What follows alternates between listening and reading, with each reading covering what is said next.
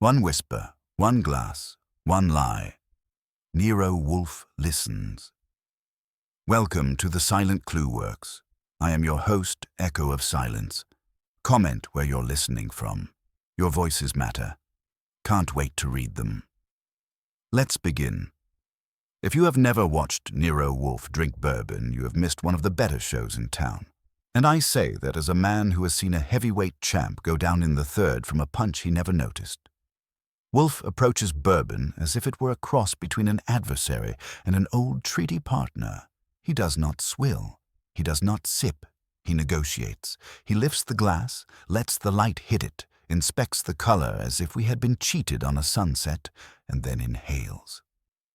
A mere half-ounce can occupy his nose for 3 full minutes, and if you think that is exaggeration, you have never watched Fritz hover by the office door pretending to have business until Wolfe finally gives the verdict. That particular Thursday night, around 9, the verdict had not yet been issued on a bottle from Kentucky, whose label was trying much too hard. The name promised wild frontiers, lost barrels, and a family recipe preserved through 6 wars and 3 scandals. The color was decent enough, and the aroma had gotten a grunt that meant not hopeless. I was at my desk, adding up expenses from our last case in a way that would present them to a client with dignity and to the district attorney with a clear conscience, when the doorbell rang. I glanced at the clock. If a man rings our bell after 9 on a weeknight, he is either a stranger or a fool, and the two sets have a generous overlap. Wolfe's rules about visiting hours are not exactly a state secret. I opened my mouth to ask if Fritz was expecting anyone, but Wolfe lifted a hand without looking at me. "Archie, answer it." I swiveled my chair and gave him a look he could have read from the balcony. "This is breaking news. You know it is after 9, and you know it is Thursday. That combination usually calls for homicide before hospitality." He drew in another long breath from the glass, held it, and let it out slowly. "I am aware of the hour. Answer it. When Nero Wolfe volunteers to let someone ring his bell out of schedule, you do not waste time arguing. You go see which variety of pest he has decided to permit." I went down the hall, cut through the front room, and opened the door. The man on the stoop was wearing a raincoat that had seen better laundries and a face that had seen better weeks. He was maybe mid-40s with sandy hair trying to retreat from the front lines, a good nose, and eyes that had decided not to trust anybody, themselves included. "Archie Goodwin?" he asked. "That depends," I said. "If you are serving papers, I am Fritz Brenner. If you are selling magazines, I am the cleaning woman, and the answer is no." He tried to smile and got halfway. "I was told I could come. I called earlier. Your man said if I insisted on coming tonight, I should not expect to be welcomed, but I might not be thrown out." That sounded like Fritz, edited by the telephone wires. I stepped aside. "In that case, you must be the exception to a solid house policy. Wipe your feet and come along. Mr. Wolfe is in the office, trying to decide whether Kentucky has finally learned to read." He hesitated on the threshold just long enough to make a small decision about himself, then came in. I led him down the hall, opened the office door, and waved him through. Wolfe did not get up, which meant the world was still turning on its axis. He was in his chair behind his desk, mountain and monarch in one, holding the glass just below his nose. His eyes, which were not as lazy as the rest of him pretended to be, shifted to the door and took in our guest in one slow pass. "Your name," Wolfe said. "Dolan. Norman Dolan. Thank you for seeing me, Mr. Wolfe. I appreciate—" "Sit," Wolfe said, in a tone that gave Dolan a choice between the red chair and the green chair, but not much else. "Archie. The brand." I closed the door and came over to my desk. "He is Dolan. The brand is one of those frontier fairy tales. Wild Bourbon Reserve. Batch 182 aged in the ruins of a haunted warehouse, hand-numbered by widows. It is not wild," Wolfe muttered. "It is merely restless. He turned his eyes back to Dolan. "You insisted on coming tonight. Why?" Dolan sat on the edge of the red chair as if he might need to jump and run. His hands worked at the brim of an imaginary hat. "I was told you don't like to be disturbed after dinner. I'm sorry for that. I would have waited until morning, but He swallowed. "I did not want to spend another night with this hanging over me. I've heard a lot of lead-ins. If you want to get Nero Wolfe interested, hanging over me is better than my wife thinks, and worse than the police believe." Wolfe set the glass on his desk blotter with more care than he gives some clients. "What is this?" he asked. Dolan looked from Wolfe to me and back. He had decided before he came that he would talk, but he had not decided how much. That showed. "I work for a distillery," he said. "Barton and Klein. Maybe you have heard of it." "I have not," Wolfe said. "Archie?" "Barton and Klein," I supplied. "Brown label with a stag, white label with a church steeple, blue label with a river. They have been trying to convince New York they taste like tradition instead of advertising." A faint line appeared at the corner of Wolfe's mouth. For him, that was slapstick. "Yes," he rumbled. "They sent samples, years ago." I declined to endorse their pretensions. "Continue, Mr. Dolan." "I'm in charge of quality control and some of the blending," Dolan said. "Not the top man. I answer to the board and to the master distiller, but I sign off on what leaves the plant. Or I used to." He paused and looked at Wolfe as if waiting for a signal.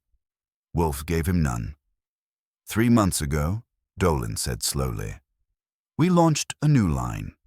Wild Bourbon Reserve. Small batch, high price tag, big story.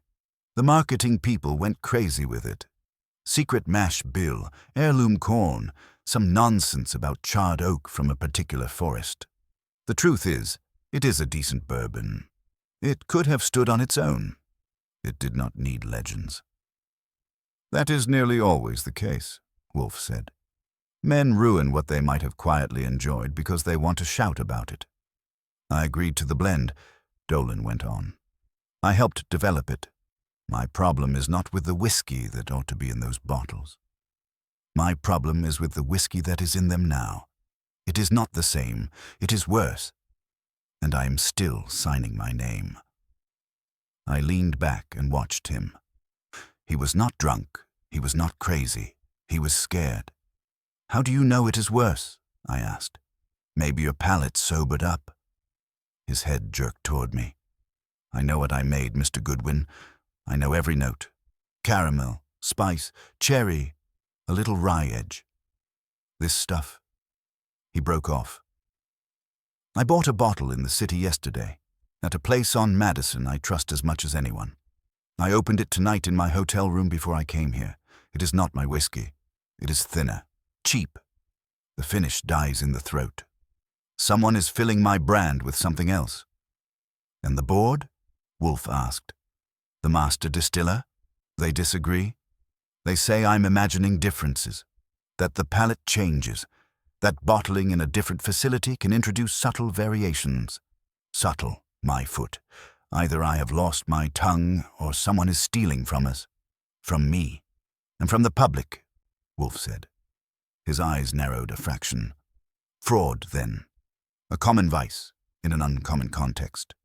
Dolan nodded hard. "Exactly. Fraud. I've tried to get proof, records, samples, anything. Every time I get close, something disappears. A file moved. A barrel number altered. A sample I set aside for comparison gone from my locked cabinet. I'm not crazy, but I am being treated like I am. Something disappears," Wolfe repeated. His fingers tapped once on the desk. "From your locked cabinet." "Yes. I thought maybe I misplaced it the first time. The second time I changed the lock. The third time I stopped pretending. Someone knows exactly what I'm looking for and is keeping it just out of reach." "Why come to me?" Wolfe asked. "Why not to the police? This is a matter of commerce and confidence. The law has some interest. They would ask for proof," Dolan said. So far, I have suspicions, a mouth full of taste and a reputation on the line. The company would circle wagons. They would say it was an internal quality dispute, and I would be out. I need someone who can see through people before they see through me. I could have told him he had chosen the right mountain for that, but Wolfe beat me to it in his own way. "You say you opened a bottle tonight," Wolfe said. "You have it with you?" "Yes." Dolan reached into his coat and brought out a half-full bottle of Wild Bourbon Reserve, batch 182, with a label that had ridden the marketing department too hard. He set it gingerly on the edge of the desk, as if it might jump. Wolfe regarded it. "Archie. 2 clean glasses. I got them from the cabinet and set them down." Wolfe's brows lifted. "So, you will open it," he told me. "And you will pour." "Pour for who?" I asked. "You are not exactly a bourbon socialist." "For Mr. Dolan," Wolfe said, "and for you. I will not yet have it on my tongue. First, I will have it in my nose." Dolan watched, grave, while I cracked the seal and poured 2 fingers for him and 2 for me. Wolfe took the bottle, removed the cork fully, and lifted it. The office went quiet. Even the street outside seemed to hold its breath. He inhaled once, briefly. Then again, deeper. His eyes shut halfway, his lips compressed. After a full minute, he lowered the bottle and set it beside his own glass, the one with the restless bourbon. "It is adulterated," he said. "Not poisoned. Debased. You are right, Mr. Dolan. This is not what you made." Dolan let out a breath that might have been 3 days old. "Then you will take the case?" Wolfe did not answer at once. He leaned back, set his fingertips together, and studied the space between them as if something important had just walked through. "Someone," he said slowly, "has the impertinence to meddle with a man's work and a man's palate and expects to do it unseen. Worse, he has done it under cover of a legend. I abhor legends."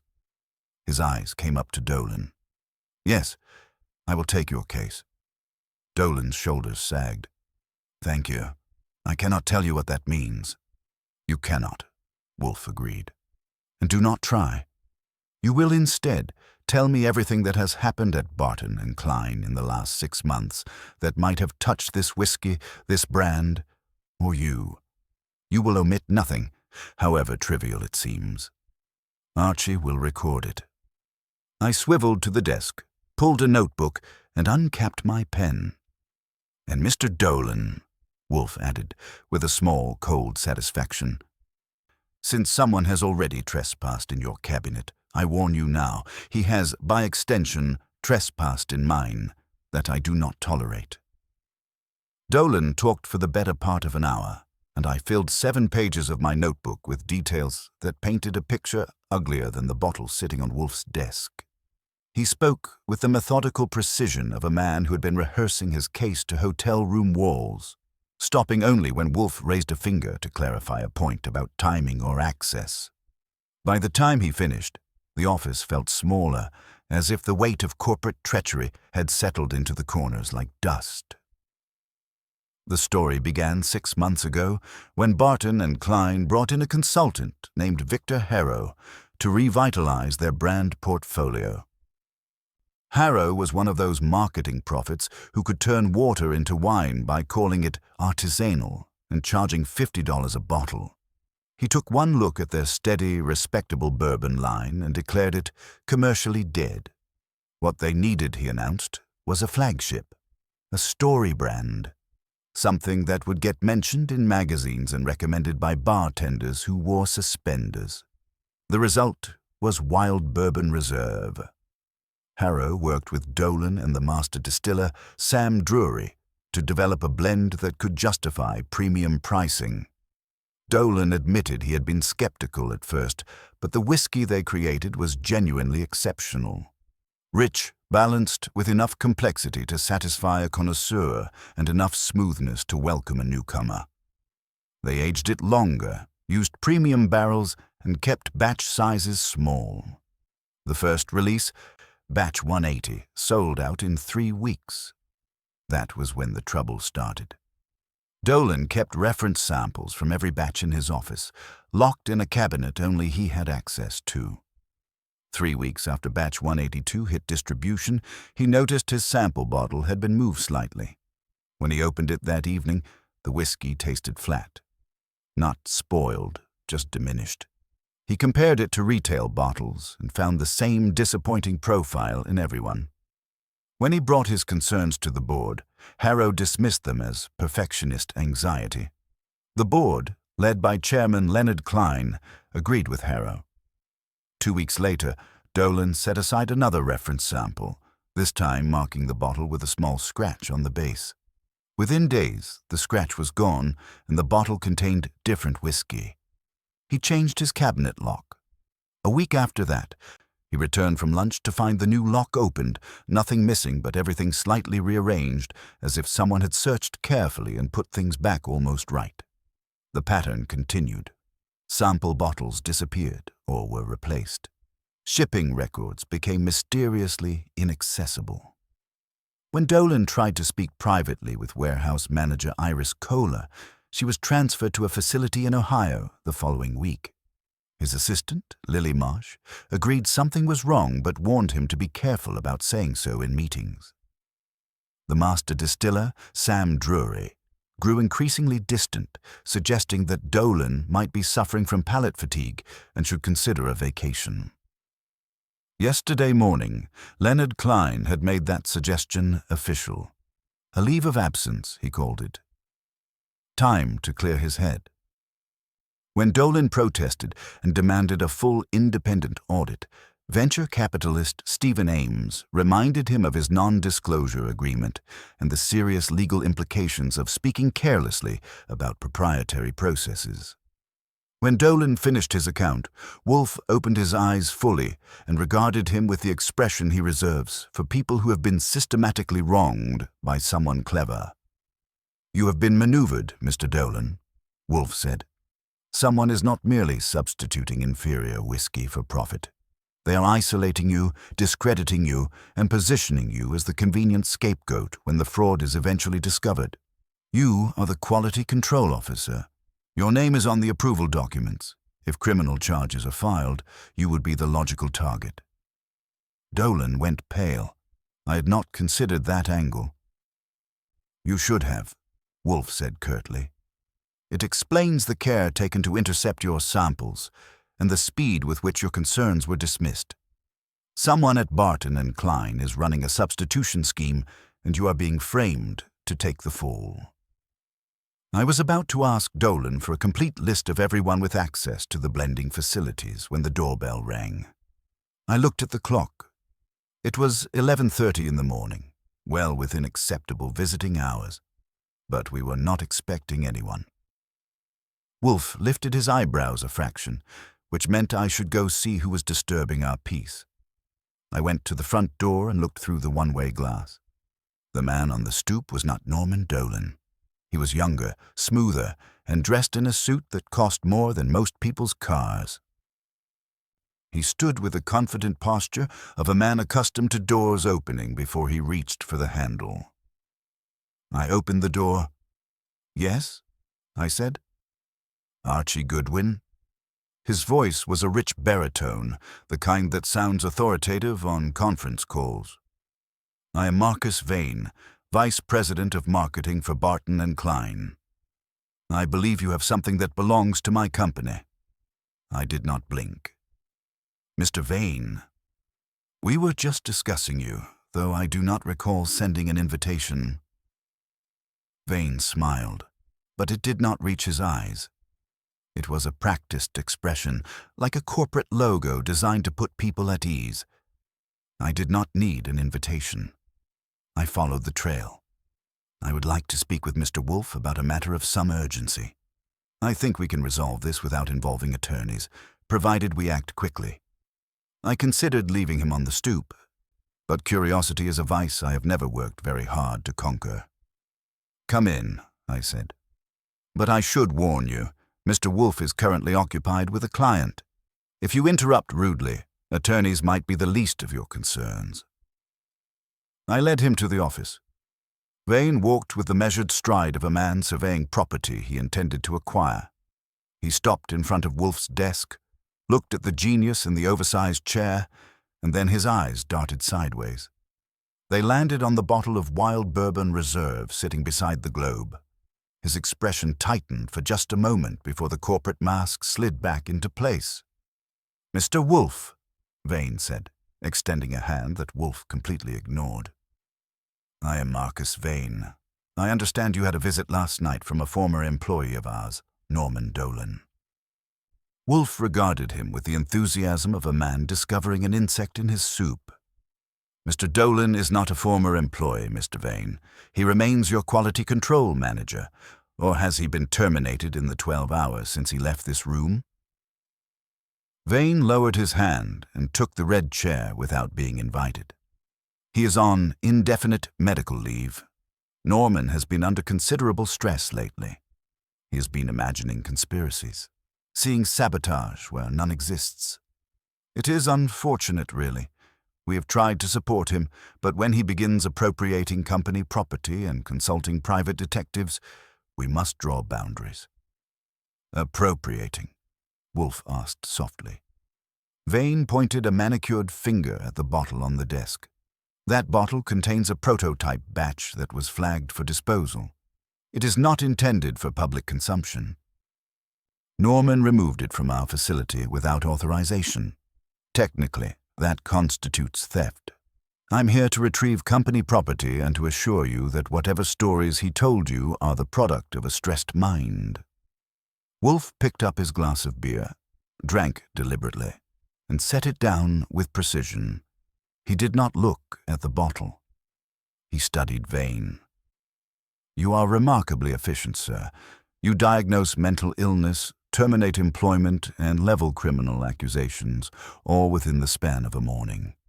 And you tracked him here. How?" Vane shrugged, dismissing the question as trivial. "We maintain security protocols. When a senior employee exhibits erratic behavior, we monitor the situation. We observed him coming here. We know he left that bottle. I'm simply requesting its return. It represents a quality control issue. We cannot have substandard product circulating." "Substandard," Wolfe repeated thoughtfully. An interesting choice of words. "Mr. Dolan claims it is not merely substandard, but deliberately substituted. He suggests it is inferior whiskey masquerading as premium bourbon." Vane laughed, a sharp, dismissive sound. "Norman is obsessively perfectionist. He believes that if the humidity in our warehouse varies by half a degree, the entire batch is compromised. Look, Mr. Wolfe, I respect your reputation. You're clearly a man of logic. Does it seem reasonable that a company with our heritage would risk everything to sell inferior whiskey? We are building a luxury brand. Wild Bourbon Reserve is our flagship product. Why would we sabotage our own launch?" "That," Wolfe said evenly, "is precisely the question I have been engaged to answer." Vane's practiced smile disappeared entirely. "Engaged? You're actually taking his paranoid fantasies seriously?" "I am taking the whiskey seriously," Wolfe replied, "and I am taking your uninvited presence here even more seriously. You enter my house without appointment, demand the surrender of evidence, and attempt to discredit my client.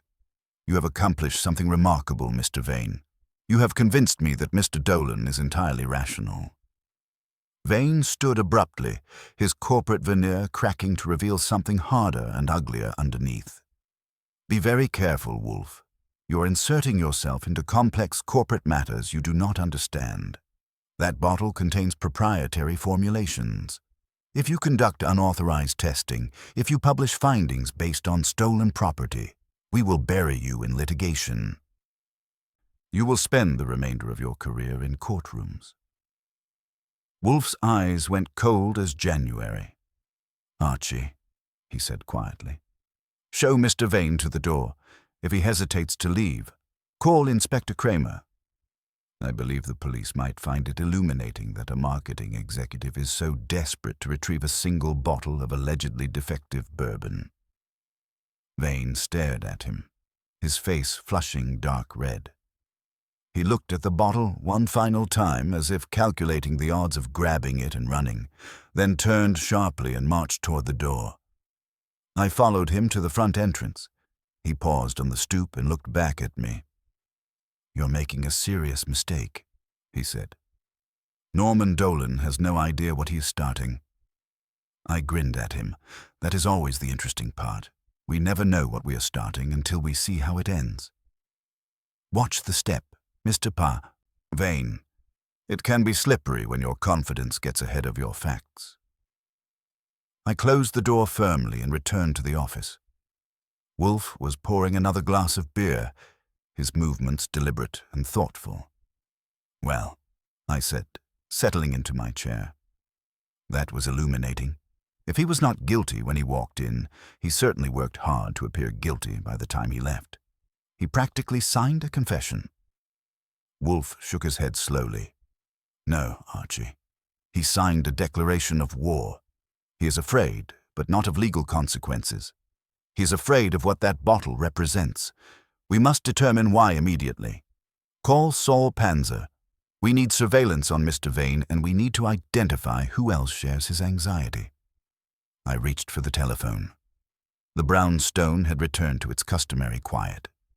But it was the deceptive silence of a fuse burning steadily toward powder. The disturbance had arrived wearing an expensive suit and corporate arrogance, and it had left behind the unmistakable scent of fear. Saul Panzer arrived within the hour, which tells you something about how seriously he takes a call from Nero Wolfe. Saul is the best operative in New York, possibly the best anywhere, and he looks like a retired bookkeeper who lost a fight with a filing cabinet. He sat in the red chair, listened to my summary of Marcus Vane's uninvited visit, and nodded once when I finished. Wolfe leaned back and regarded him with the satisfaction of a general deploying his best cavalry. "Mr. Panzer, I require surveillance on Marcus Vane. He left here in considerable agitation. I want to know where he goes, whom he contacts, and what communications he makes. I am particularly interested in any meetings with other Barton and Klein personnel." Saul pulled a small notebook from his jacket.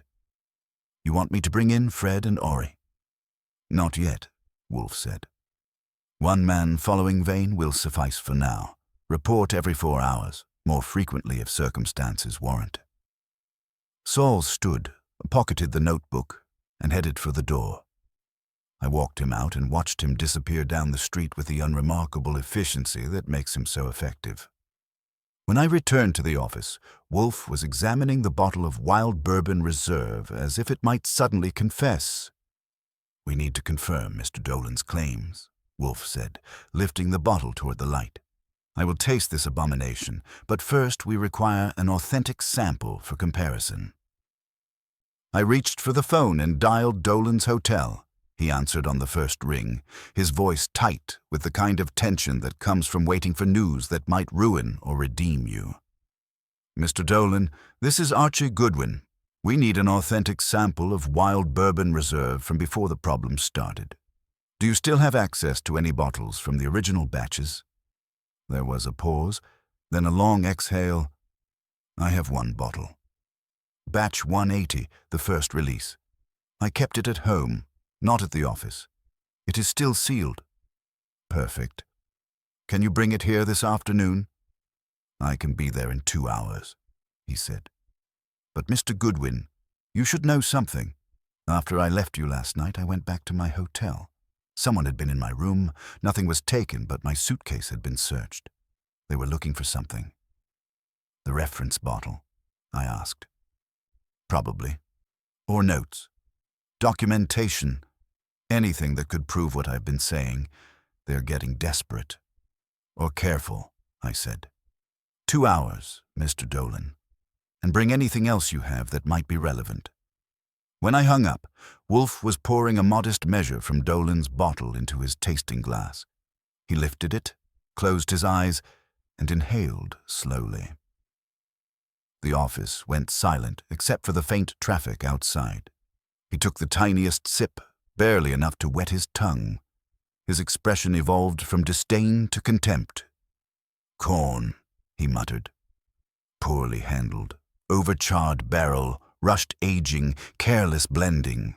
There is a rawness trying very hard to hide under caramel coloring and sweetened finish. This is not their premium bourbon. It is not even their mid-range.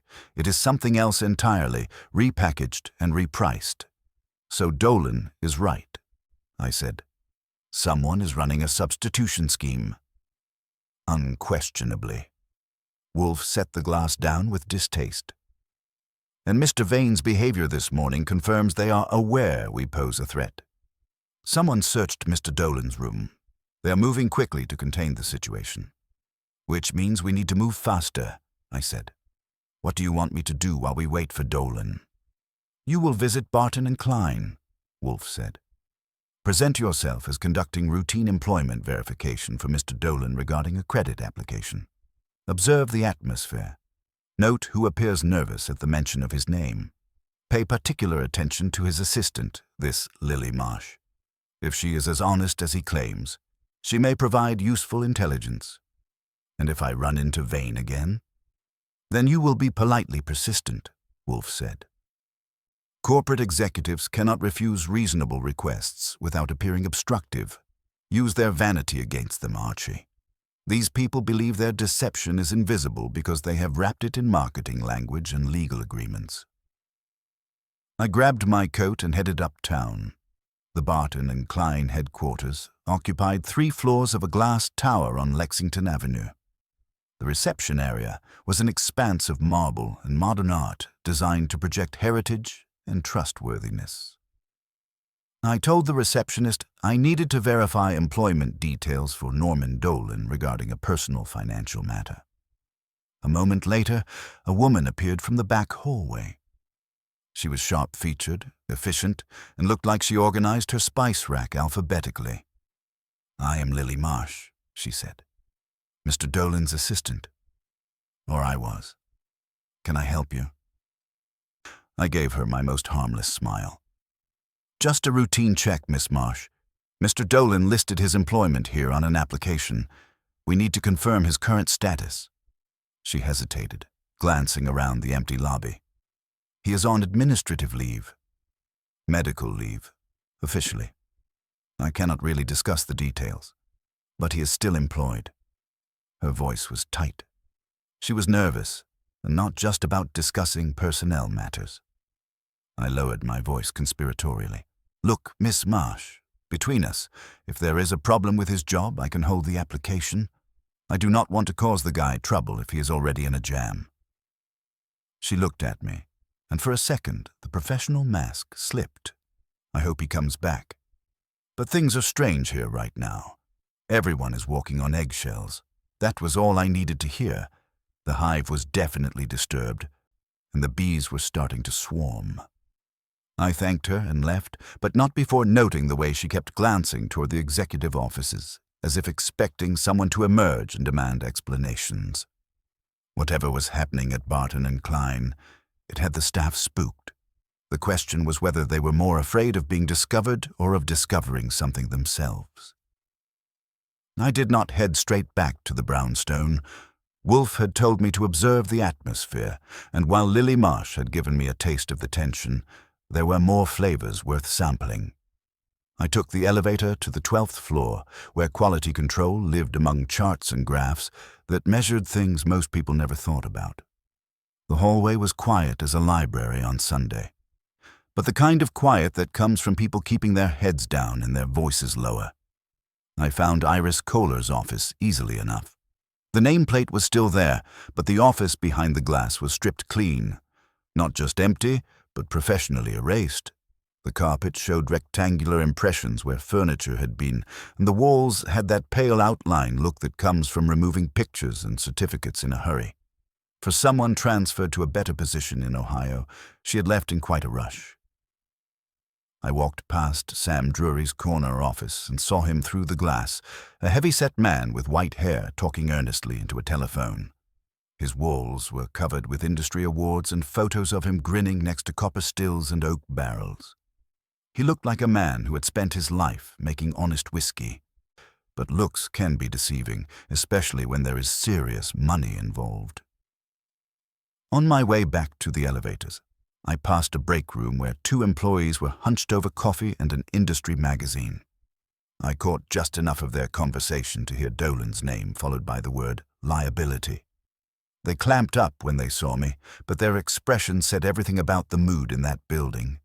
Fear had moved in and was paying rent by the month. When I got back to the brownstone, Norman Dolan was already in the office, sitting in the red chair with a sealed bottle of Wild Bourbon Reserve on the desk in front of him. This one bore the same label as our problem child, but the batch number read 180, and the tax stamp was intact. Wolfe was studying it like a man examining evidence in a murder trial. "You're certain this bottle has remained untouched since you purchased it?" Wolfe asked. "Absolutely," Dolan said. "I bought it the day after our first release sold out. I wanted to keep one as a memento of what we had accomplished. I stored it at home, away from the office. My wife thought I was being sentimental, but she never understood what that whiskey meant to me." Wolfe picked up his corkscrew and opened the bottle with the deliberation of a surgeon making the first incision. The cork came out clean, and he poured a careful measure into a fresh glass. He lifted it to the light, studied the color, then brought it to his nose. The change in his expression was immediate and unmistakable. This was not the crude impostor we had been examining. He took a small sip, held it thoughtfully, and swallowed. For a long moment he said nothing. And Dolan looked like a man waiting for a verdict that would determine his sanity. "This is legitimate," Wolfe said finally. "Complex, properly integrated, with the depth that comes from careful aging and skilled blending. The difference between this and the retail bottle is not subtle. It is the difference between a symphony and a kazoo played by a child with a head cold." Dolan's shoulders sagged with relief. "Then I am not crazy." "No," Wolfe said. "You are merely the victim of systematic fraud.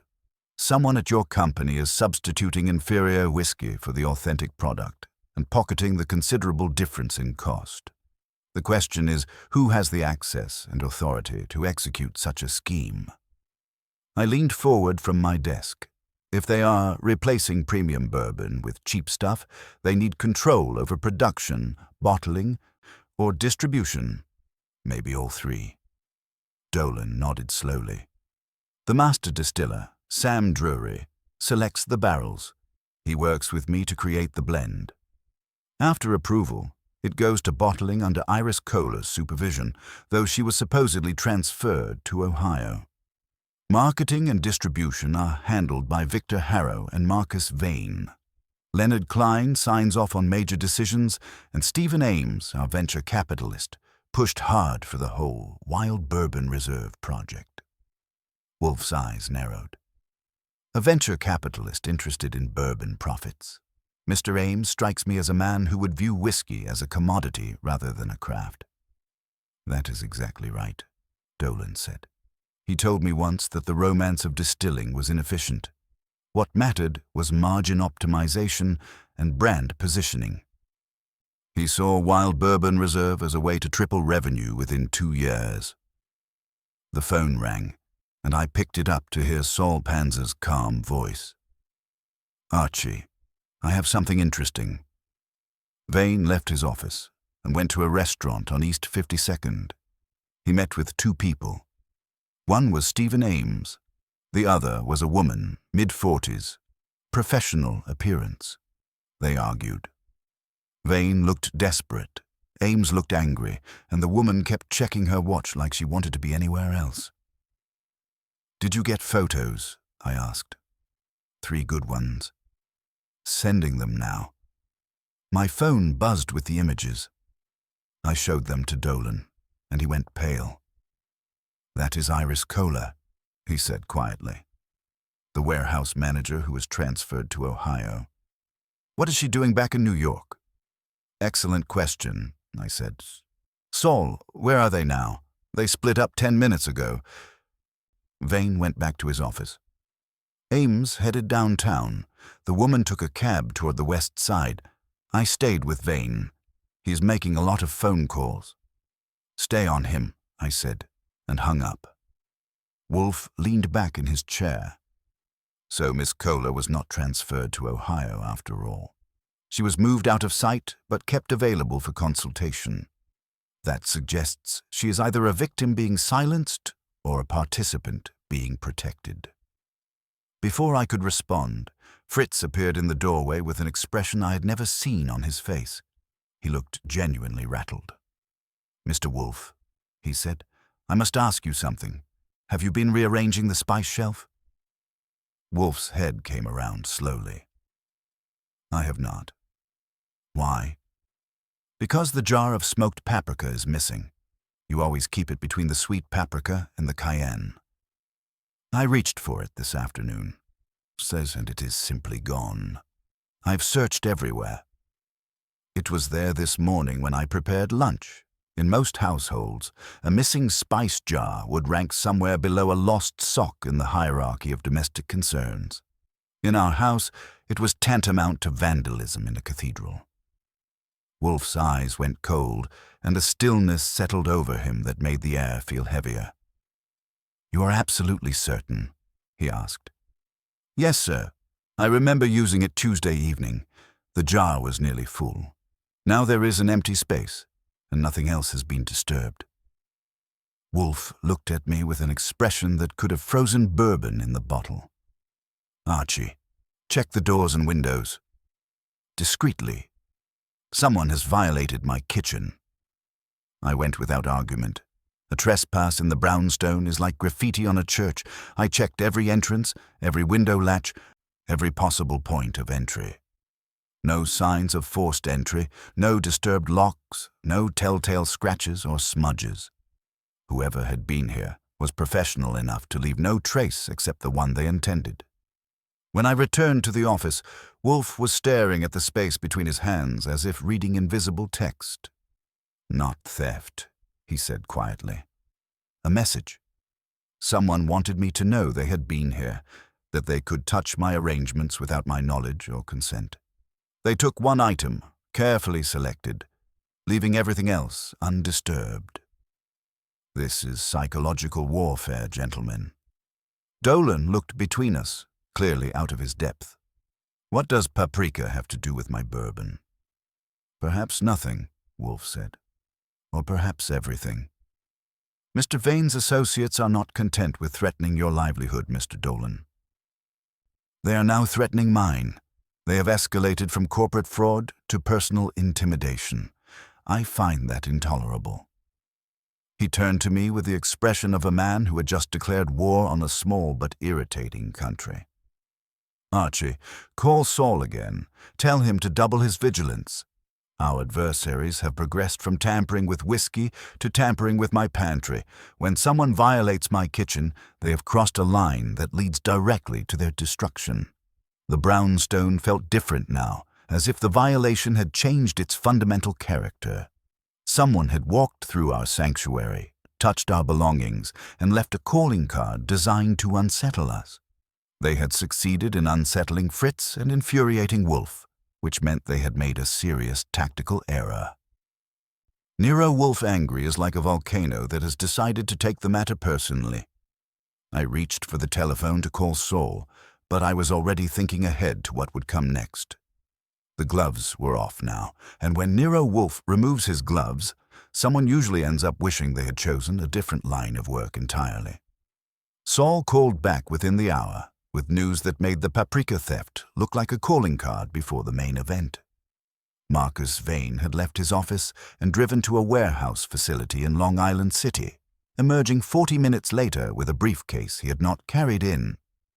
More interesting, the warehouse was registered to a bulk liquor distributor that specialized in what the industry politely calls neutral grain spirits, the raw material that becomes bourbon only after someone decides to call it bourbon. I relayed this to Wolfe, who received it with the grim satisfaction of a man watching his suspicions crystallize into facts.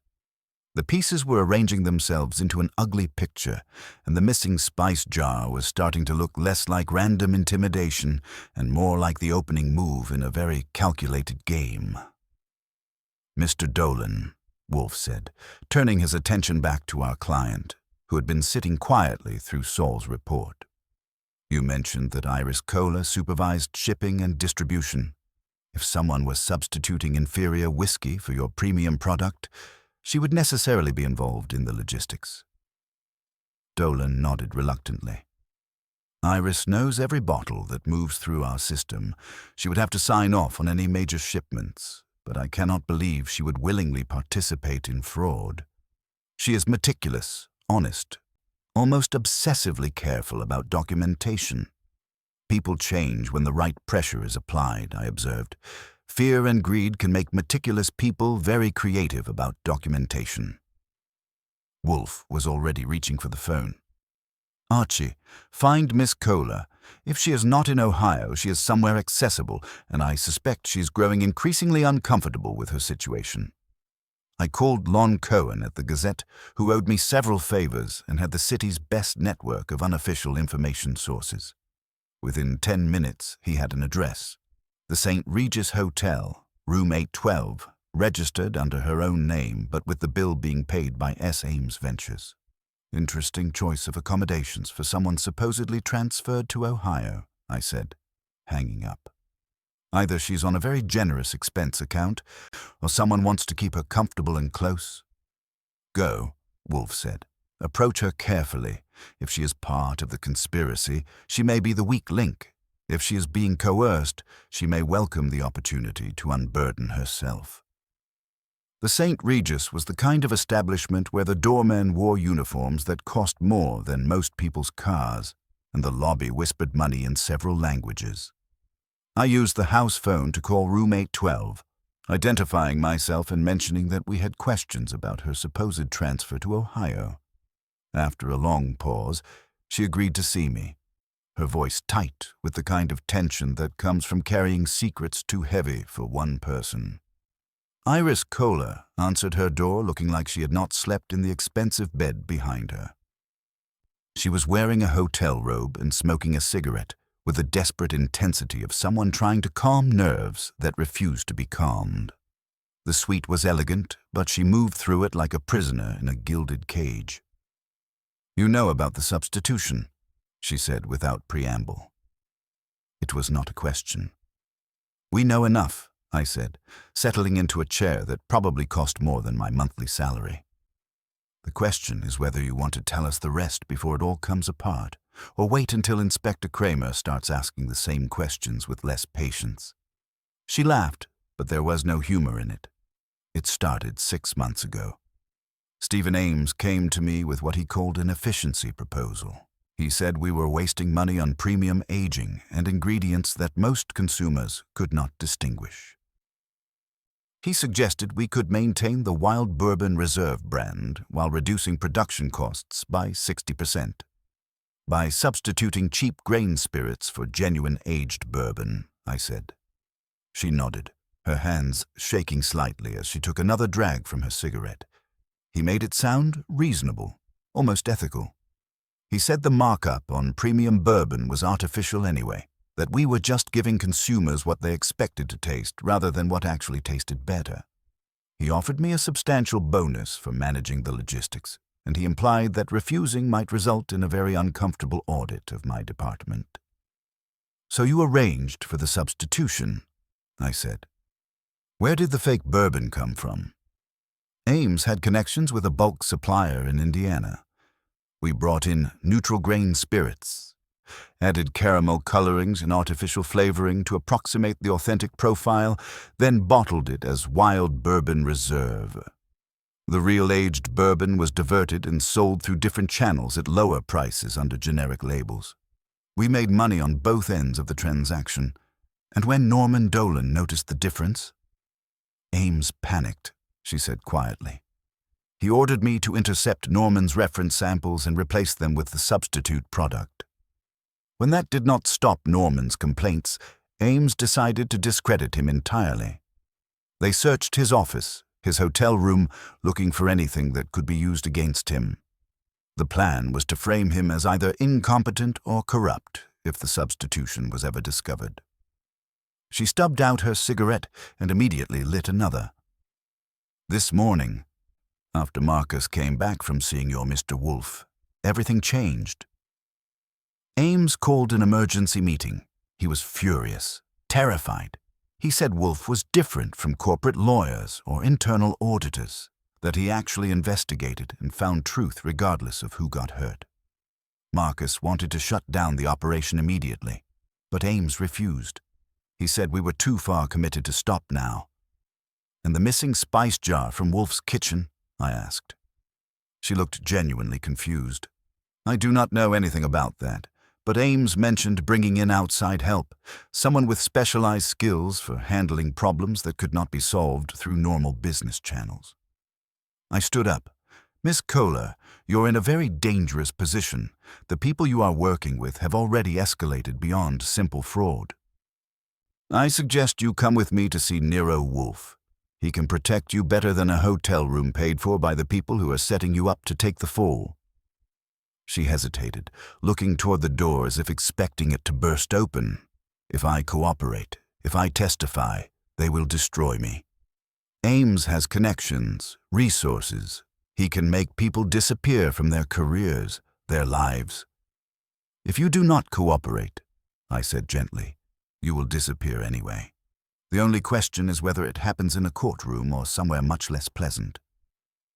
She made her decision with the desperate courage of someone who had run out of alternatives. "All right, I will come. But we need to leave now, before they check on me again." We took a cab back to the brownstone, and I kept watching the mirrors for any sign of pursuit. The streets looked normal, but normal had become a relative concept since someone had walked into Wolfe's kitchen and helped themselves to his spices. When we arrived, I found Wolfe exactly where I had left him, but his expression suggested he had been using the time productively. He looked up as I entered with Iris Kohler, and I saw the slight narrowing of his eyes that meant he was already assessing her truthfulness, her usefulness, and her potential as either ally or liability. "Miss Kohler," he said without preamble, "you have come to confess your part in defrauding the public and destroying Mr. Dolan's reputation. I trust you have also come to provide evidence against your co-conspirators." She sat in the red chair and began talking, her voice steady now that the decision had been made. She confirmed everything she had told me at the hotel and added details that painted an even uglier picture of systematic fraud orchestrated by men who viewed whiskey as just another commodity to be manipulated for profit.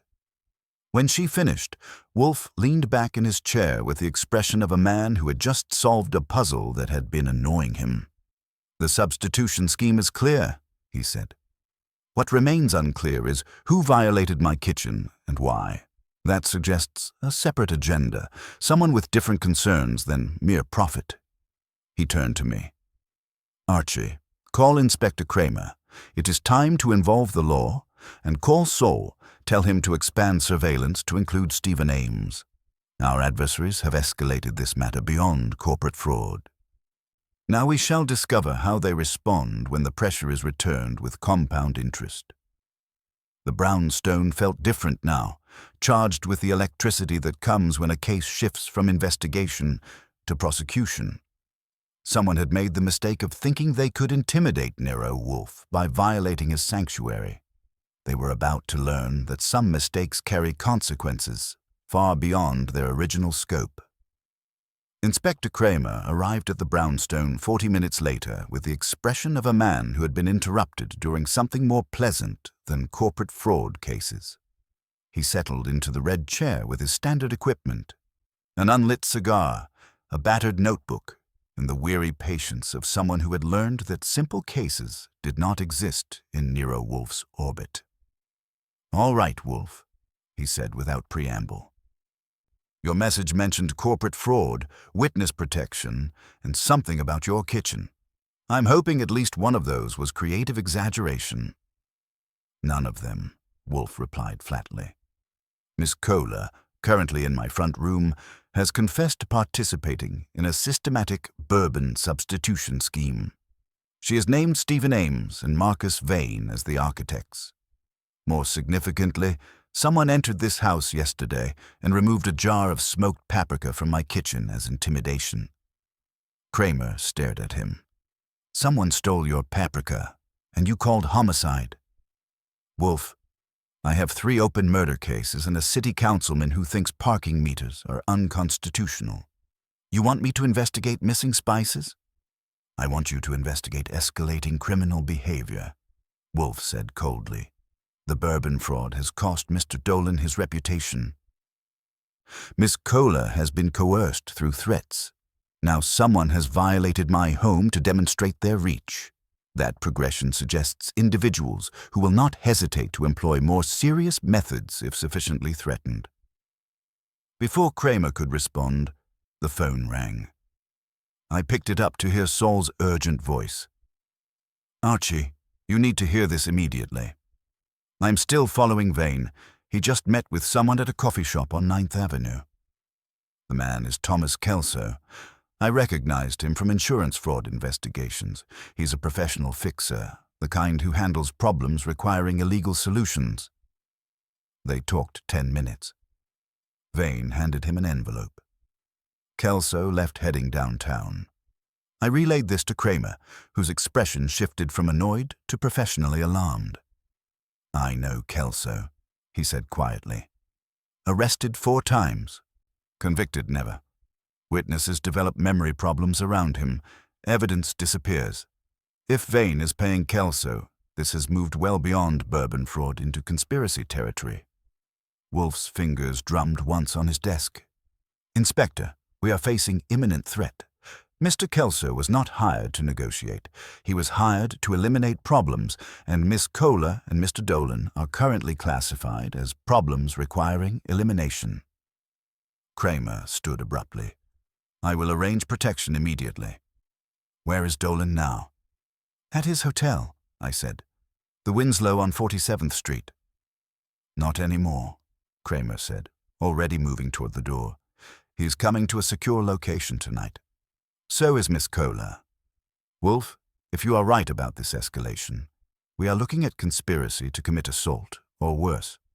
After Kramer left with Iris Kohler, taking her to what he diplomatically called a secure facility, the brownstone settled into watchful quiet. Wolfe sat motionless behind his desk, his eyes tracking invisible patterns as if reading text only he could decipher. They have made their critical error, he said finally. They have expanded from commercial fraud into violent intimidation. That transforms this from business ethics into criminal conspiracy. More importantly, it reveals desperation. They believe they can frighten witnesses into silence and investigators into withdrawal. He reached for the phone. Call Mr. Dolan immediately. Tell him to pack and come here. He will stay in the south room until this matter is resolved. Then contact Saul and tell him I want Fred Durkin and Ori Cather brought in tonight. We are going to apply pressure to every point in this conspiracy until something breaks. And if they send Kelso here? I asked. Then Mr. Kelso will discover that violating this brownstone carries consequences he has not previously encountered, Wolfe said. I've tolerated corporate fraud with professional detachment. I've endured threats with equanimity, but they have touched my kitchen, Archie. They have stolen my paprika. That is unforgivable. I made the calls. Dolan agreed to come immediately, relief evident in his voice. Saul confirmed Fred and Ori would be available within the hour. The pieces were positioning for the kind of confrontation that happens when Nero Wolfe stops investigating and starts prosecuting. Evening approached, and the brownstone transformed from sanctuary into fortress. Fritz prepared dinner with extra vigilance, checking locks between courses. Dolan arrived with a single suitcase and the haunted expression of a man watching his world collapse. Wolfe received him with calm authority. You are safe here, Mr. Dolan. No one enters this house without my knowledge and consent. The individuals who have stolen your bourbon and my paprika are about to learn that some thefts carry interest rates they cannot afford to pay. The paprika jar sat empty somewhere in the city's refuse, but its absence had triggered consequences reaching far beyond missing spice. Someone had made the fundamental error of thinking Nero Wolfe could be intimidated. They were about to discover their mistake in the most comprehensive way possible. Fred Durkin and Ori Cather arrived just after 8. bringing with them the reassuring presence of competent professionals who understood that some problems required more than conversation to resolve. Fred looked like he had come straight from a surveillance job, which he probably had, wearing clothes that would blend into any working neighborhood in the city. Ori was more polished, as always, but tonight he had the focused attention of a man who understood the stakes. Wolfe surveyed his assembled operatives with the satisfaction of a general positioning his forces. "Gentlemen, we are dealing with individuals who have progressed from commercial fraud to hiring professional intimidation. Mr. Kelso represents an immediate physical threat. Our response must be proportional and comprehensive." He assigned Fred to relieve Saul on Marcus Vane, maintaining round-the-clock surveillance on the marketing executive who was showing increasing signs of panic. Ori would locate and monitor Stephen Ames, documenting every meeting and contact. Saul would shift his attention to Thomas Kelso, the most dangerous piece on the board. "I want continuous observation," Wolfe instructed. "These men believe they can operate in shadows. We shall provide them with unwelcome illumination. If any of them approaches this house or attempts contact with our witnesses, you will notify me immediately and Inspector Kramer secondarily." After the operatives departed, Wolfe turned his attention to a strategic consideration that had been developing in his mind. He reached for the telephone and dialed information, requesting the home number for Leonard Klein, chairman of Barton and Klein. When the connection was made, Wolfe's voice carried the measured authority of a man delivering an ultimatum. "Mr. Klein, this is Nero Wolfe. I'm calling regarding a matter of considerable urgency to your company and your personal reputation. I believe you should come to my office immediately to discuss the future of Barton and Klein." There was a pause.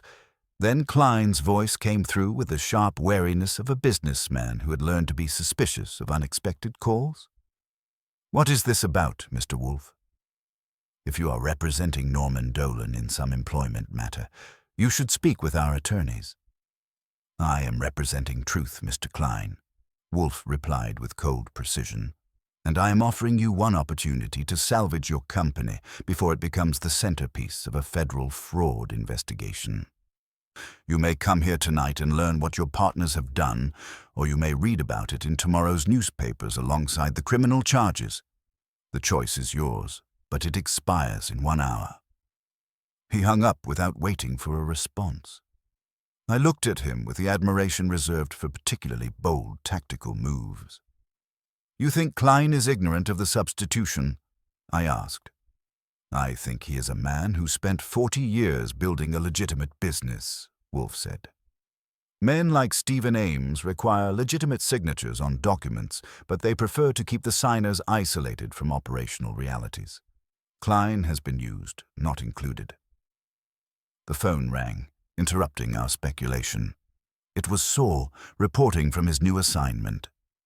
"I have Kelso," he said. "He just left a building on East 23rd Street. Harrow Consulting, according to the directory.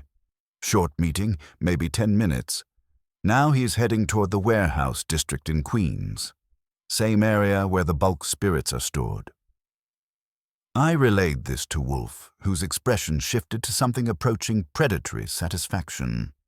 "They are consolidating their response," he observed. "Kelso is coordinating between the various conspirators. The warehouse suggests they may be attempting to destroy evidence before we can secure it." "Should we alert Kramer?" I asked. "Not yet," Wolfe said. "We need them to commit themselves fully before we spring the trap. Let them believe they are managing the situation." 37 minutes after Wolfe's call, Leonard Klein arrived at our door. He was a distinguished man in his 60s. Silver-haired and wearing the kind of cashmere coat that suggested old money and established success. His face carried the tension of someone who had spent the drive downtown imagining increasingly unpleasant scenarios. I led him to the office, where Wolfe received him with the courtesy he extends to genuine victims and the directness he employs when time is precious. "Mr. Klein, thank you for coming," Wolfe said. What I'm about to tell you will be disturbing, but it may preserve what remains of your company's reputation and your personal integrity." Klein sat stiffly in the red chair. "I came because your tone suggested this was serious. If you are attempting some form of extortion regarding Norman Dolan, I should warn you that we have excellent legal representation. Your legal representation will be inadequate for what is coming," Wolfe said flatly. "For the past 6 months, your company has been engaged in systematic fraud. The Wild Bourbon Reserve you have been selling is not the premium product developed by Mr. Dolan. It is cheap grain spirits with artificial flavoring, sold at premium prices while the authentic bourbon is diverted to secondary markets." Klein's face drained of color. "That is impossible. I personally approved every production specification. I've tasted samples from each batch." "You have tasted what Stephen Ames and Marcus Vane wanted you to taste," Wolfe replied. "They substituted inferior product after your approval, diverted the genuine bourbon, and pocketed the substantial difference. Miss Kohler has confessed her participation and named your partners as the architects."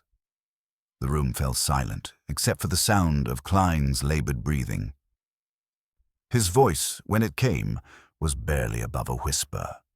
"If what you say is true, if they have been operating this fraud under my signature, then I am liable. The company is liable. We could lose everything. That depends entirely on your actions in the next 24 hours, Wolfe said.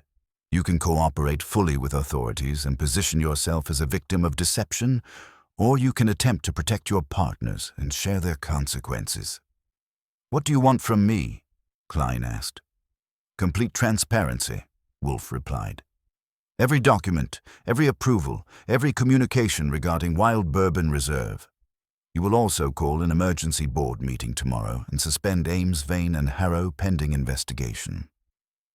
After Klein left, looking like a man who had aged a decade in 30 minutes, Wolfe leaned back with the satisfaction of a chess player who had just forced his opponent into an impossible position. "Now we wait," he said. "Tomorrow, when the board meeting convenes and Kramer moves officially, our adversaries will discover that stealing bourbon is expensive, but violating my kitchen is unforgivable." The brownstone settled into watchful quiet, but it was the deceptive calm that precedes a storm. The pieces were positioned, the pressure was mounting, and somewhere in the city, desperate men were making increasingly desperate decisions. The morning after Leonard Klein's departure brought developments that confirmed Wolfe's assessment of desperate men making increasingly reckless decisions. I was in the kitchen with Fritz, discussing the replacement of the missing paprika jar, when Saul called with news that changed the temperature of our entire investigation. "Kelso moved before dawn," he reported. "He met with Vane at a diner in Queens, then proceeded to the warehouse where the bulk spirits are stored. He has been inside for 40 minutes with 2 associates and what appeared to be industrial cleaning equipment. They are destroying evidence, Archie. Whatever bourbon substitution operation they have been running, they are trying to erase it completely."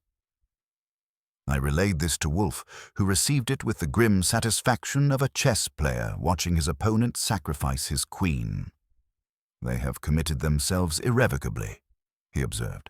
"Evidence tampering in the face of investigation is confession by action. Call Inspector Kramer immediately. Tell him we need units at that warehouse within the hour."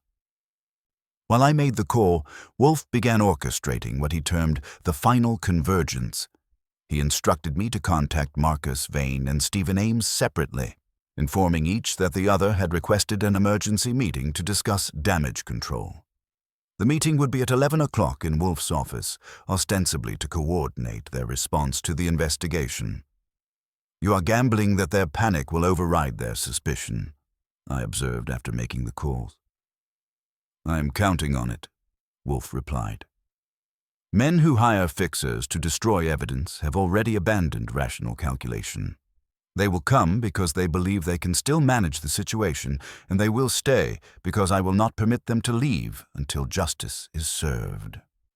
Kramer called back within 30 minutes to report that Kelso and his associates had been arrested at the warehouse, caught in the act of destroying thousands of bottles of substitute bourbon. The evidence was overwhelming, the arrests were clean, and Kelso had immediately demanded his attorney, which told you everything about his professional experience with law enforcement. By 10:30, our office had been transformed into what Wolfe called a courtroom of final appeals. Norman Dolan sat in the front room, reviewing notes and preparing for what would likely be his definitive testimony. Iris Kohler, still under police protection, waited upstairs with a detective, ready to provide corroborating evidence. The genuine and fraudulent bottles of Wild Bourbon Reserve occupied positions of honor on Wolfe's desk, silent witnesses to the crime that had brought us all together. Marcus Vane arrived first, precisely at 11, looking like a man who had spent the night staring at his ceiling and calculating prison sentences. He entered the office with the brittle composure of someone trying to project confidence while drowning in fear. Stephen Ames followed 5 minutes later, radiating the aggressive arrogance of money that still believed it could purchase its way out of consequences. The moment both men were seated, Wolfe began with characteristic directness. "Gentlemen, you're here because your associate Thomas Kelso was arrested this morning while destroying evidence at your warehouse facility. You're also here because the substitution fraud you have perpetrated has violated not only commercial law, but the sanctity of my home." Ames leaned forward aggressively. "We do not know what you are talking about, Wolfe. If Kelso was arrested, that is his problem. We hired him for legitimate security consultation." "Indeed," Wolfe said mildly. "Security consultation that included entering my kitchen and removing a jar of smoked paprika as psychological intimidation. That was poorly conceived, Mr. Ames. It transformed commercial fraud into personal affront." Vane's face had gone pale. "We never authorized any break-in. If Kelso did something like that, he exceeded his instructions." Wolfe's eyes moved between them like a predator selecting targets. "Your instructions were to eliminate problems. Mr. Dolan was a problem. Miss Kohler became a problem when she grew uncomfortable with the fraud. I became a problem when I began investigating.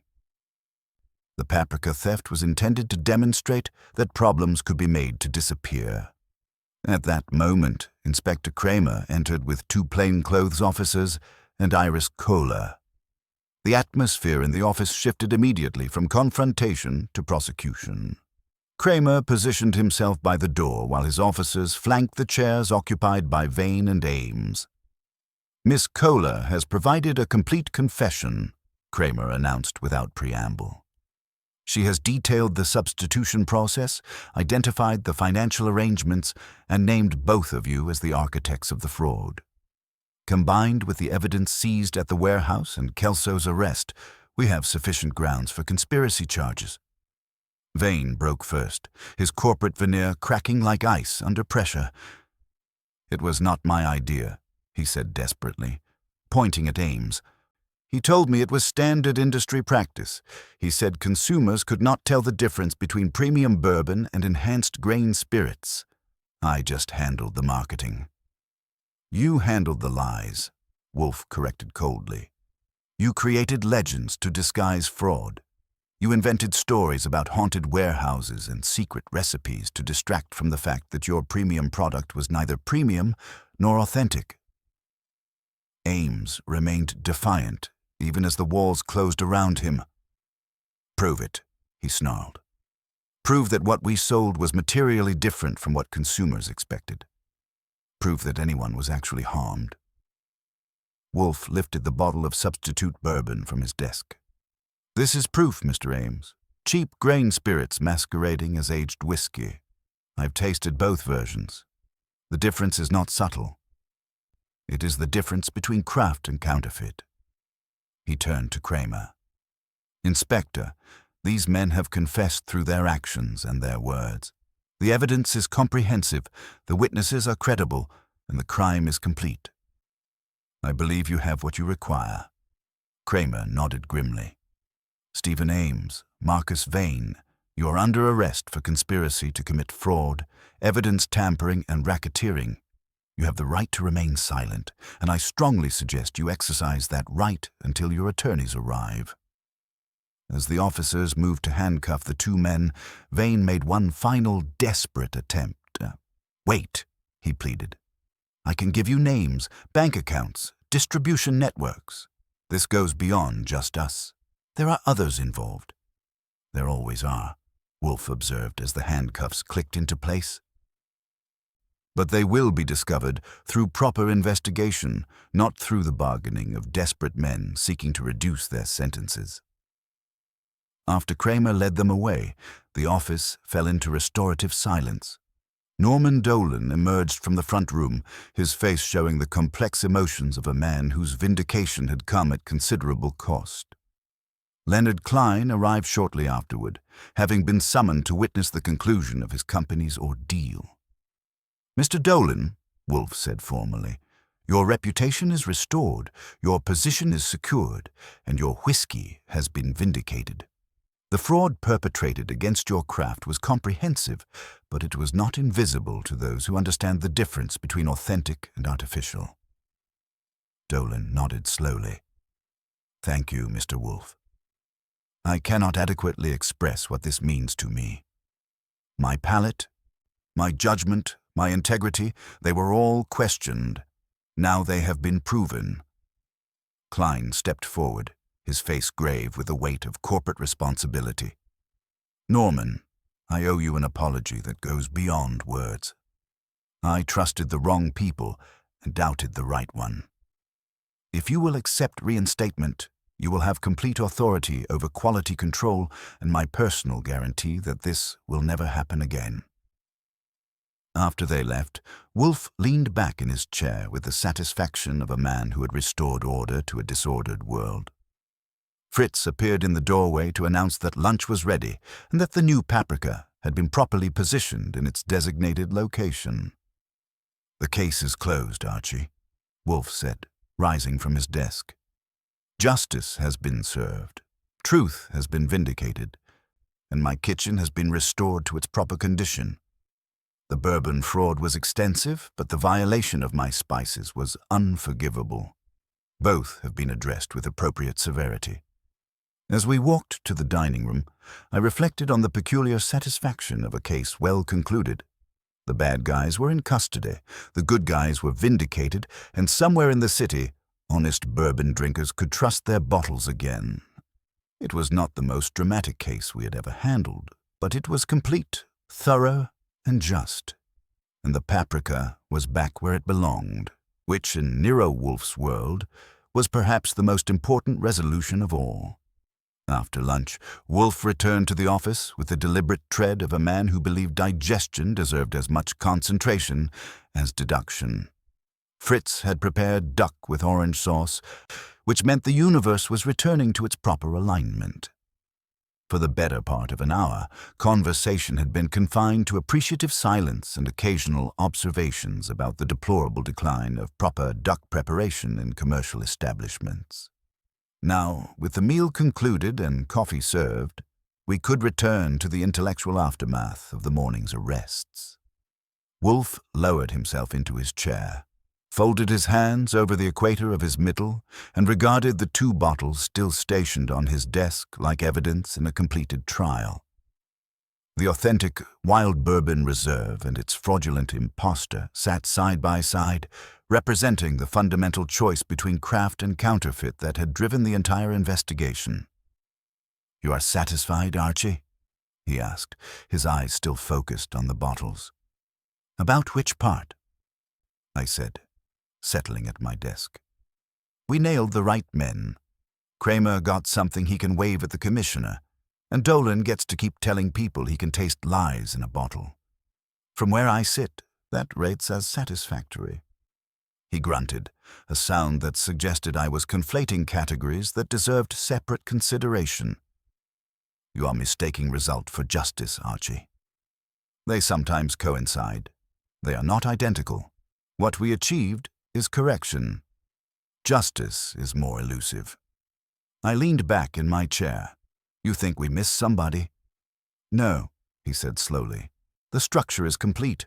Ames supplied the greed, Vane the guile, Harrow the camouflage, Kelso the brutality. Miss Kohler and Mr. Dolan supplied conscience, belated in one case, obstinate in the other. The pattern is intelligible. That does not make it comforting. He reached for the fraudulent bottle and held it to the light, studying the amber liquid with the expression of a man examining evidence of moral failure.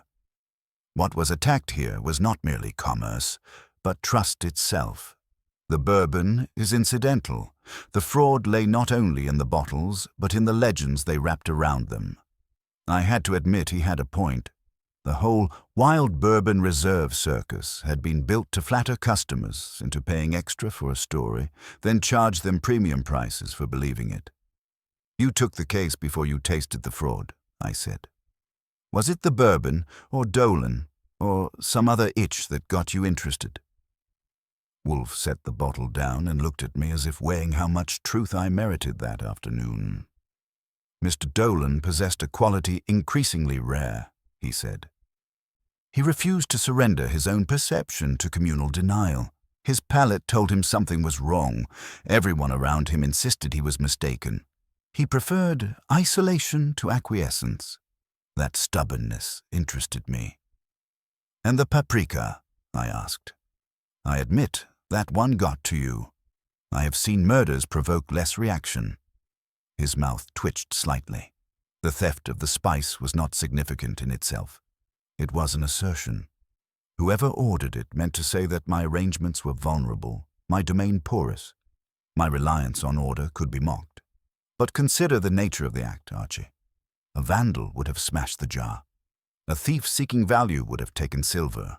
A brute looking to intimidate would have destroyed the kitchen. But the person who took the paprika did something specific. He removed the precise quantity of a necessary ingredient, leaving the container intact but empty. He extracted the value while preserving the form. I saw where he was heading. That is exactly what Ames did to the bourbon. Left the bottle, the label, the brand name intact, but hollowed out the quality that gave it meaning. Precisely, Wolfe said with satisfaction. Mr. Ames does not destroy companies. He strips them. He treats craft as a resource to be exploited rather than respected. The crime in my kitchen was a microcosm of the man. Vane would have replaced the paprika with red sawdust and claimed it was improved.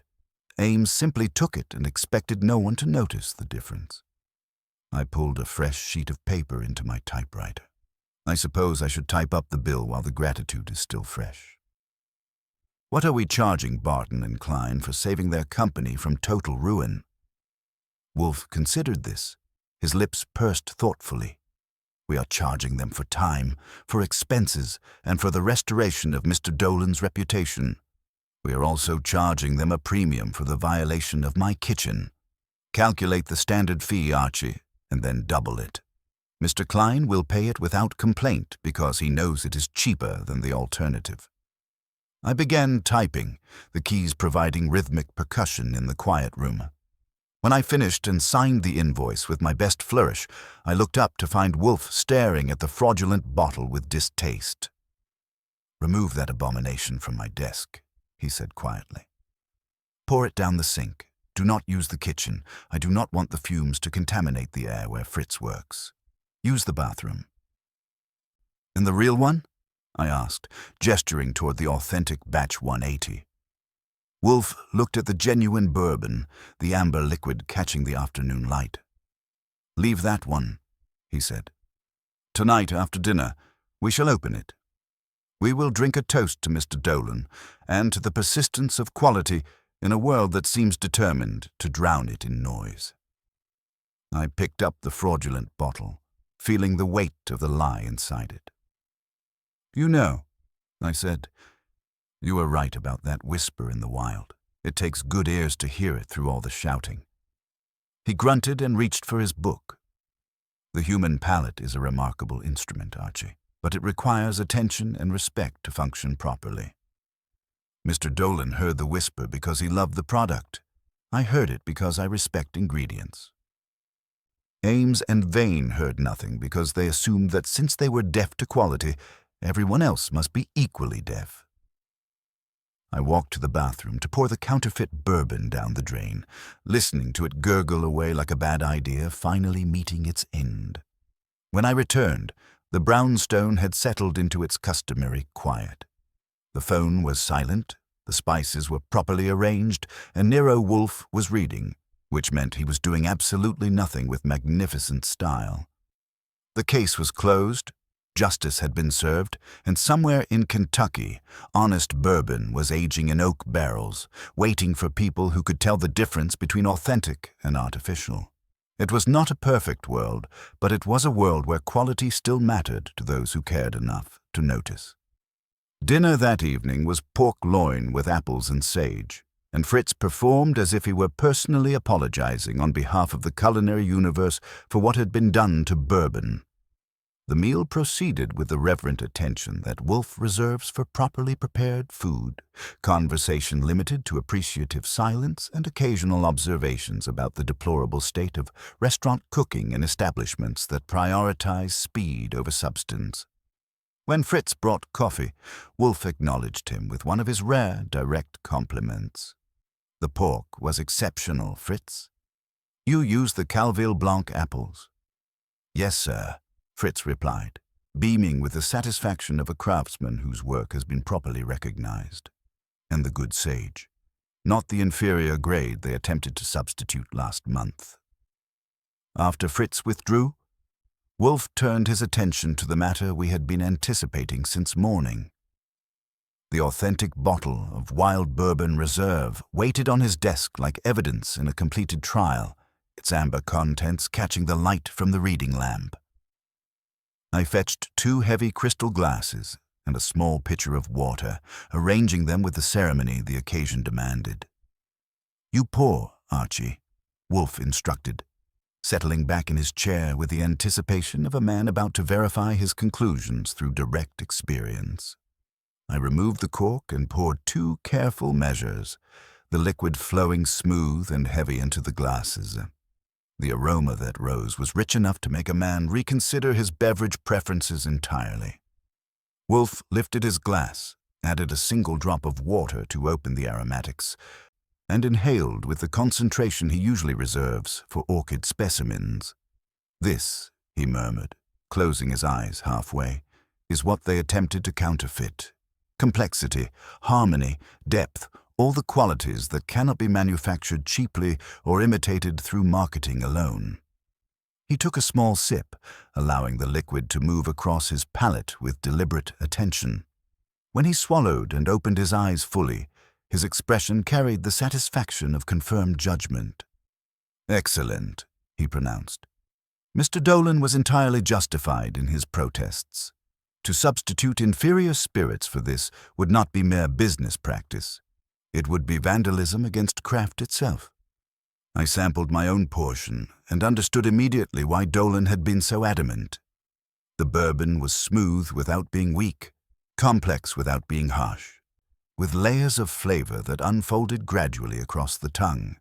Oak, vanilla, dark fruit, and a long, warming finish that lingered like a well-constructed argument. "So what was really stolen here?" I asked, settling back with my glass.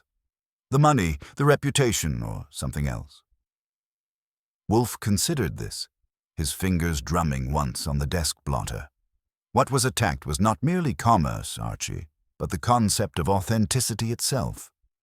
Ames and his associates did not simply substitute cheaper ingredients. They hollowed out the substance while preserving the shell, assuming that form without content would satisfy their customers indefinitely." He gestured toward the bottle.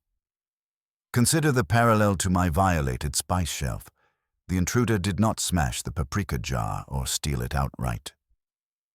He removed the contents while leaving the container intact, creating the appearance of normalcy while destroying the essential function. It was the same crime in miniature, the preservation of form while the theft of substance. "That puts it in perspective," I admitted. They were betting that nobody would notice the difference between real and fake as long as the packaging remained convincing. "Precisely," Wolfe said, taking another measured sip. They assume that because the majority cannot distinguish quality from simulation, quality itself becomes irrelevant. They were mistaken. There is always someone who hears the whisper of authenticity beneath the shouting of marketing. There is always a Mr. Dolan who refuses to surrender his perception to consensus.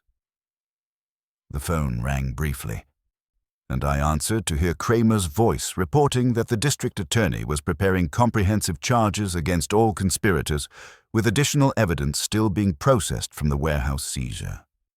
The legal machinery was grinding forward with satisfying efficiency.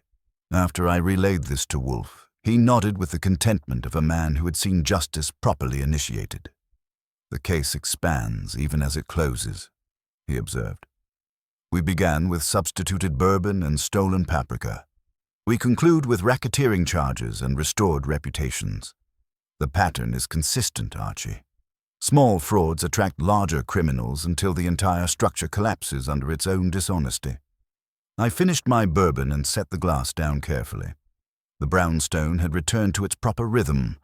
Fritz was in the kitchen, preparing tomorrow's menus with his newly restored spice collection. The case files were organized and complete. The client was vindicated, the criminals were in custody, and Nero Wolfe was satisfied with both the investigation and the bourbon. As evening settled over 35th Street, I made my customary round of the locks and security checks. The front door bolt slid home with its familiar, solid thud, real steel securing a real sanctuary against a world increasingly filled with counterfeits and simulations. Upstairs, I could hear Wolfe moving through his nightly routine, the sounds of a man whose world had been properly restored to order. I climbed the stairs thinking that while the city outside might be full of frauds and substitutions, there remained at least one address where authenticity was not negotiable, where craft was respected, and where the whisper of quality could still be heard clearly above the noise of commerce. In a world that seemed increasingly willing to accept substitutes for the genuine article, that was probably worth whatever it cost to maintain. The case was closed. The bourbon was authentic, and the paprika was back where it belonged. Sometimes justice comes with dramatic confrontations and desperate chases. Sometimes it arrives quietly, one honest taste at a time in the company of men who refuse to pretend they cannot tell the difference between real and fake. 3 weeks later, the case returned to us through the Morning Gazette, which seemed appropriate for a story that had started with a man who could taste lies in a bottle. I brought the paper to Wolfe's desk along with his coffee, folding it so the headline faced him: "Bourbon Executives Sentenced in Multi-Million Fraud Scheme." The subheading mentioned Stephen Ames getting 7 years, Marcus Vane getting 5, and Thomas Kelso accepting a plea bargain that would keep him in federal custody for the next decade. Wolfe read the article with the same methodical attention he gives to seed catalogs, occasionally grunting at what I assumed were particularly satisfying details about asset forfeiture and corporate restructuring. When he finished, he folded the paper and reached for his coffee. "Adequate coverage," he said, which from him ranks as enthusiastic endorsement. "They quote you calling the case a restoration of authentic standards in a marketplace corrupted by simulation," I said. "That sounds like something you would say if someone woke you up in the middle of the night." "I may have said something similar to the reporter," Wolfe admitted. "The sentiment is accurate, even if the phrasing was simplified for public consumption." The doorbell rang before I could ask what he had actually told Lon Cohen. I went to answer it and found Norman Dolan on the stoop, looking like a man who had learned to sleep again. He was carrying a wooden box tied with string, and his face had the kind of calm that comes from knowing your name means what you say it means. I brought him to the office, where he placed the box on Wolfe's desk and stood with the quiet dignity of a man delivering something important. "Mr. Wolfe," Dolan said, "I know our business is concluded, but I wanted to bring you this personally. It is the first bottle from our new production run, batch 200. We destroyed everything from the fraudulent period and started completely fresh. This represents the first honest bourbon to carry the Wild Bourbon Reserve name in 8 months. He untied the string and opened the box to reveal a bottle that looked identical to its predecessors, except for one crucial difference. The batch number and Norman Dolan's signature were the only decorations on a label stripped of legends and marketing fairy tales. Wolfe examined the bottle with approval. "You have learned the value of simplicity, Mr. Dolan. No haunted warehouses or ancestral secrets, just ingredients, process, and your name." "That is all it ever needed," Dolan replied. "The bourbon speaks for itself when you let it." The rest was just noise designed to distract from the fact that we had stopped listening. After Dolan left, Wolfe sat regarding the bottle with the expression of a man contemplating the relationship between justice and craftsmanship. I settled at my desk and waited for whatever philosophical observation was developing behind his eyes. "The case satisfied me, Archie," he said finally, "not merely because we exposed fraud and restored reputations, but because we reasserted a principle that seemed in danger of extinction. Quality can be distinguished from simulation by those who care to make the effort. In a world increasingly willing to accept substitutes, that reassertion has value beyond any particular bottle of bourbon." "And the paprika theft?" I asked. "You never fully explained why that got to you more than the bourbon fraud." Wolfe's fingers drummed once on the desk. The bourbon fraud was about money, common and predictable. But the violation of my kitchen was about worldview. Stephen Ames believed that everything could be substituted, diluted, or manipulated without consequence. When he ordered that intrusion, he was expressing his fundamental assumption that quality is merely marketing, that authenticity is a fiction, that no one really notices when substance is replaced by simulation. He was wrong, I observed. "Catastrophically wrong," Wolfe agreed. He underestimated the ferocity of men who defend their standards. He forgot that there are people who notice when flavors change, who value the integrity of a spice shelf more than the convenience of a lie. The phone rang, interrupting his meditation. It was Inspector Kramer, calling with what he described as final cleanup details. "The district attorney is pleased," Kramer reported. Ames flipped on his financial backers. Vane provided documentation on the distribution network, and Kelso gave us enough information to shut down 3 other substitution schemes in different industries. Your bourbon case opened a door we did not even know existed." "Satisfactory," Wolfe said, which was generous praise from a man who considers most police work adequate at best. After hanging up, Wolfe returned to his contemplation of the authentic bourbon. Fritz appeared to announce that lunch would be ready in 20 minutes, providing enough time for one final observation. "You know what the real whisper in the Wild Bourbon was?" I asked. "It was just the voice of people who refuse to pretend they cannot tell the difference between real and fake." "Precisely," Wolfe said, lifting the bottle slightly. "The whisper is always there, Archie. In bourbon, in cooking, in any craft worth pursuing. The question is whether anyone listens carefully enough to hear it beneath the noise of those who profit from deafness." That evening, we opened batch 200 and confirmed that Norman Dolan had indeed restored his craft.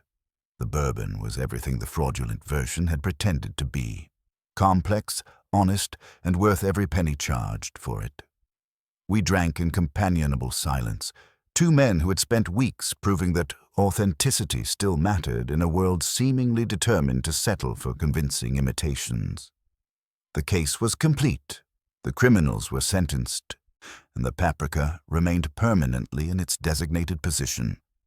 Justice had been served, quality had been defended, and somewhere in Kentucky, honest bourbon was aging in oak barrels, waiting for people with ears willing to listen to its whisper.